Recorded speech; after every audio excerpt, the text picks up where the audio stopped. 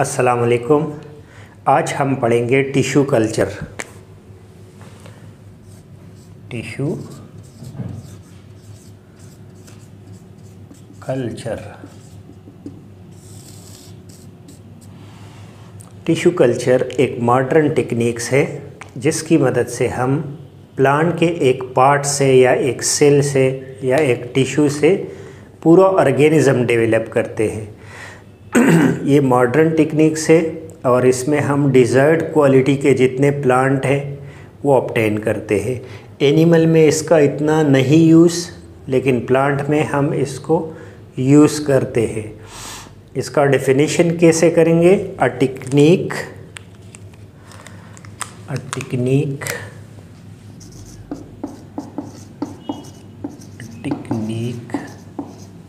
in which part of a plant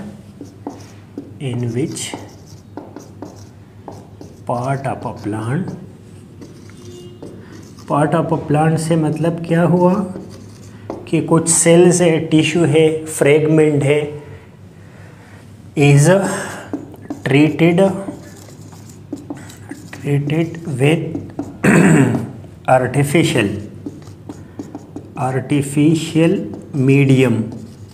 artificial medium का मतलब क्या हुआ कि उस मीडियम में, उस ब्रोथ में, उस जेल में जिसको हमने आर्टिफिशियली लैब में बनाया है, ये उसके लिए खुराक होगा, ये आर्टिफिशियल मीडियम।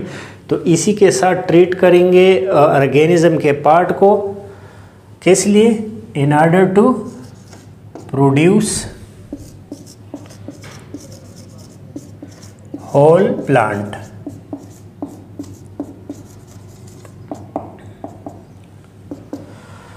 इसकी इम्पोर्टेंस क्या है? टिश्यू कल्चर की इम्पोर्टेंस क्या है? इम्पोर्टेंस से समझ में आएगा कि टिश्यू कल्चर है क्या। इम्पोर्टेंस क्या है इसकी? लेट्स से कि आपके घर में एक प्लांट है जो कि बहुत ज़्यादा वैल्यूएबल है, जिसके फ्रूट बहुत ज़्यादा मीठे हैं और जो बहुत ज़्यादा फ्रूट यील्ड भी करता है। उसको डिजीज़ लग गई, आप उससे नया एक प्लांट बनाना चाहते हैं, तो आप किस थ्रू बनाएंगे कि उसमें सेम क्वालिटी हो? एग्जैक्टली सेम क्वालिटी के लिए आप टिश्यू कल्चर यूज़ करेंगे। तो टिश्यू कल्चर से हम क्या करते हैं? हम प्रोड्यूस करते हैं प्लांट विद डिज़ायरेबल कैरेक्टरिस्टिक। हमने प्लांट ऑब्टेन किया अपने डिज़ायरेबल कैरेक्टरिस्टिक के मुताबिक थ्रू टिश्यू कल्चर। सेकंडली हम इससे क्या प्रोड्यूस कर रहे हैं? Disease free plant. हम ऐसा स्ट्रेन डेवलप कर रहे हैं इसके थ्रू जो डिजीज़ के अगेंस्ट रेजिस्टेंस हो, फंगस के अगेंस्ट, बैक्टीरिया के अगेंस्ट, तो डिजीज़ फ्री प्लांट डेवलप करते हैं। और थर्ड नंबर पे हम इससे much more quantity of plant produce कर रहे हैं, कम टाइम में ज़्यादा प्लांट प्रोड्यूस करना। मच मोर क्वांटिटी मतलब number of plant can be produce in a very short time. तो इसकी इम्पोर्टेंस ये हो गई, एक हम डिज़ायरेबल क्वालिटी के प्लांट प्रोड्यूस कर रहे हैं, सेकंडली हम डिजीज़ फ्री प्लांट प्रोड्यूस कर रहे हैं थ्रू टिश्यू कल्चर, और हम इससे नंबर ऑफ प्लांट जो है वो लैब के अंदर प्रोड्यूस कर सकते हैं, और वो भी जो प्लांट हमें चाहिए वो हम डेवलप कर सकते हैं। तो अब समझ में आया कि इसके लिए हम कौन सा टेक्निक्स यूज़ करेंगे। उसी प्लांट का एक पार्ट लेके उसको आर्टिफिशियल मीडियम के साथ ट्रीट करेंगे और उससे जो प्लांट बनेगा वो डिज़ायर्ड कैरेक्टरिस्टिक का होगा। तो इसके लिए प्रोसीजर क्या होगा? Procedure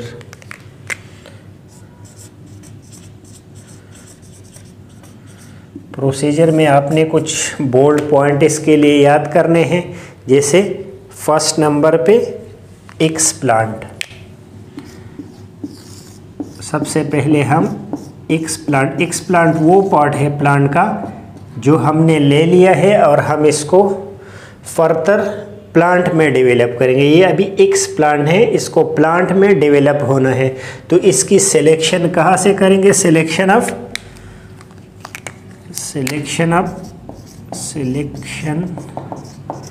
of explant from where? From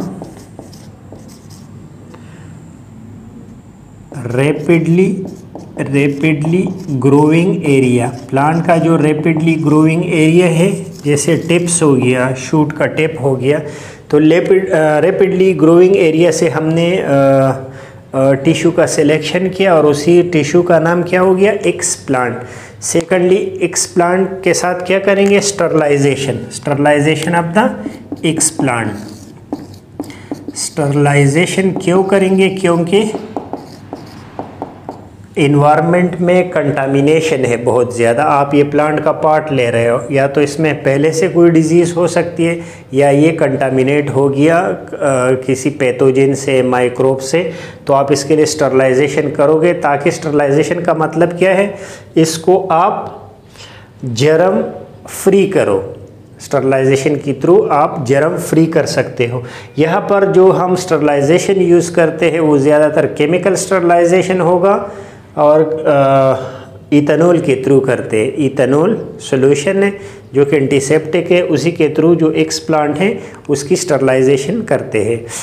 third, इसके लिए फिर चूँकि इसकी स्टरलाइजेशन हो गई तो अब इसको मीडिया की ज़रूरत होगी, किसी मीडिया की। तो हम इसके लिए मीडिया प्रिपरेशन करेंगे।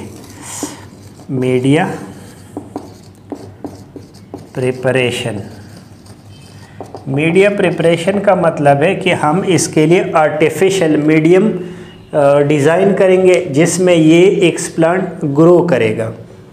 अच्छा, या तो मीडिया प्रिपरेशन ऑलरेडी लिटरेचर में डिफ़ाइन होगा हमारे पास कि हम जिस प्लांट का टिश्यू कल्चर कर रहे हैं उसके लिए ये वाला मीडियम यूज़ होगा, पहले से हमें किसी रिसर्च पेपर में बताया होगा। अगर नहीं है तो हम फिर किस चीज़ के थ्रू सिलेक्शन करेंगे? ट्रायल एंड एरर के थ्रू। ट्रायल एंड एरर ये वो टेक्निक से जिसमें हम प्लांट के मुताबिक ट्राई करते हैं कि ये मीडियम उसके लिए सही होगा, उसको ग्रोथ उसमें करवाते हैं। अगर उसकी ग्रोथ प्रॉपर नहीं होती तो फिर एक कॉन्स्टिट्यूएंट उससे निकाल के विटामिन इंक्लूड करते हैं, different vitamin, different enzyme, protein. तो जो प्लांट का खुराक है हम ट्रायल एंड एरर बेस पे फाइंड आउट करते हैं कि जो डिज़ायर्ड प्लांट है उसके लिए जो भी खुराक होगा उसी के थ्रू हम ट्रायल एंड एरर की मदद से मीडिया का प्रिपरेशन करते हैं। आपने मीडिया प्रिपेयर किया, ये आर्टिफिशियल मीडिया है जो हमने डेफिनेशन में पढ़ लिया था। तो अभी आप क्या करोगे? फोर्थ स्टेप पे इनोकुलेशन करोगे। Inoculation of what? Inoculation of explant to the inoculation. तो जो आपके पास एक्सप्लांट है उसको आपने इनोकुलेट किया कहाँ पे? मीडिया पे। मतलब ट्रांसफ़र करोगे एक्सप्लांट को कहाँ पर? मीडिया पे। जैसे आपने एक मीडिया आर्टिफिशियली एक मीडिया बनाया, उसमें कुछ चीज़ें हैं जो प्लांट के लिए खुराक है, और आपके पास था एक्सप्लांट था आपके पास, उसका एक पार्ट आपने ले लिया। इस प्लांट से जैसे आपने एक पार्ट ले लिया, लेट से इसके एपिकल स्टेम से आपने यहाँ से एक पार्ट ले लिया। इसी पार्ट को आप इनोकुलेट करोगे यहाँ पे मीडिया पे, किस लिए? ग्रोथ के लिए, ताकि ये ग्रोथ कर सके। तो जब आपने इनोकुलेट किया तो यहाँ पे ये सेल डिवीजन स्टार्ट करेगा, क्योंकि यहाँ पे इसका जिसके लिए जो मीडिया चाहिए, जो एंजाइम, जो चीज़ें, वो सारे इधर मौजूद है। तो ये सेल डिवीजन स्टार्ट करेगा और एक मास बनाएगा, उसका नाम होगा केलस फॉर्मेशन। आपका 5वां स्टेप हो गया केलस फॉर्मेशन। केलस क्या है? ये लूजली अटैच सेल है। ऐसे छोटे छोटे सेल जो अभी आपने इंट्रोड्यूस किए तो ये डिवीजन स्टार्ट करेगा, तो इसी तरह लूजली अरेंज सेल बनाएगा। अभी इसमें डिफरेंट ऑर्गन नहीं होगा, बस एक मास सा होगा और उसी मास का नाम केलस है, तो केलस बन जाएगा। अब केलस बन गया, केलस में इतने डिफाइन रूट और शूट नहीं है, तो आप अभी क्या करोगे, अब इसको ये मीडियम इसके लिए चेंज करना है, एक ऐसे मीडियम में लेके जाना है जहाँ पे हार्मोन उस मुताबिक हो। जैसे अगर आप रूट इसका डेवलप करना चाहते हैं तो आपने इसको ट्रांसफ़र करना है कहाँ पे, जहाँ पे ऑक्सिन ज़्यादा हो। ऑक्सिन हार्मोन है, दो हार्मोन आपने याद रखने हैं, ऑक्सिन और साइटोकाइनिन। साइटोकाइनिन शूट फॉर्मेशन के लिए ज़रूरी है, मतलब उसकी अमाउंट अगर ज़्यादा हो तो शूट ज़्यादा बनेगा, और अगर ऑक्सिन का जो कंसंट्रेशन है वो ज़्यादा हो तो क्या बनेगा, रूट बनेगा। तो हमने नेक्स्ट स्टेप पे याद करने के लिए इसका हेडिंग बना लिया शूट फॉर्मेशन। जैसे अगर हमने शूट फॉर्म करना है स्टेम का जो एरिया है ऊपर का, तो शूट फॉर्मेशन के लिए किस चीज़ की कंसंट्रेशन ज़्यादा होगी, साइटोकाइनिन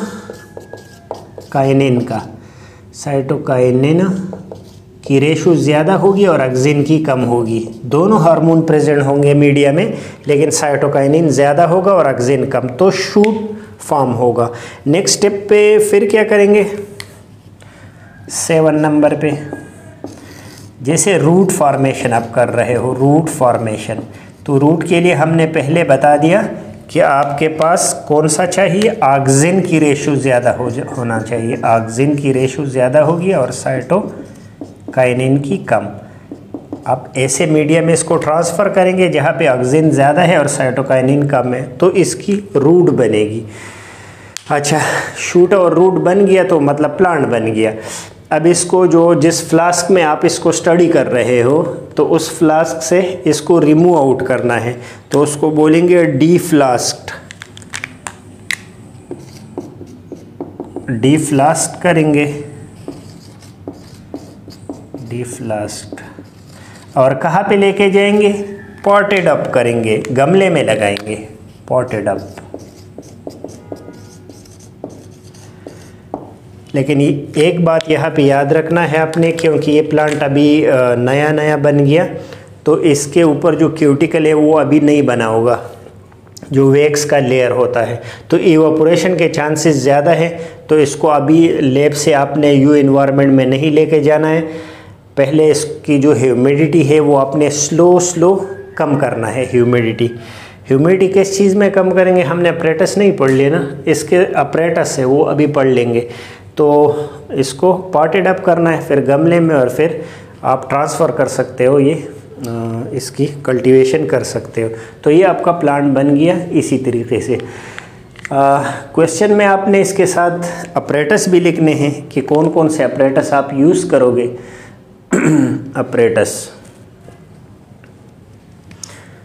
अपरेटस कौन कौन से होंगे, apparatus used in tissue culture. तो अपरेटस में सबसे पहले जो सबसे ज़्यादा इम्पॉर्टेंट है, यहाँ हमने सेकंड स्टेप पे भी पढ़ा, स्टरलाइज़र है। स्टरलाइज़र आपके पास होना चाहिए ताकि आप स्टरलाइजेशन कर सको।